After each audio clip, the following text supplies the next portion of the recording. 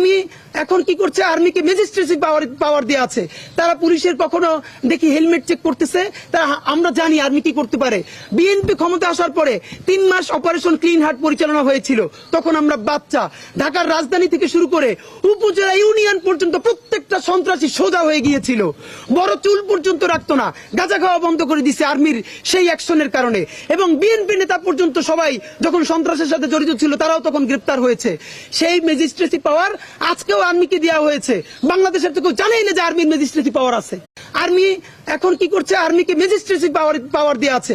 তারা পুলিশের কখনো দেখি হেলমেট চেক করতেছে, তারা আমরা জানি আর্মি কি করতে পারে।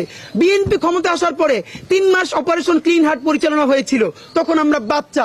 ঢাকার রাজধানী থেকে শুরু করে উপজেলা ইউনিয়ন পর্যন্ত প্রত্যেকটা সন্ত্রাসী সোজা হয়ে গিয়েছিল, বড় চুল পর্যন্ত রাখতো না, গাঁজা খাওয়া বন্ধ করে দিছে আর্মির সেই অ্যাকশনের কারণে। এবং বিএনপি নেতা পর্যন্ত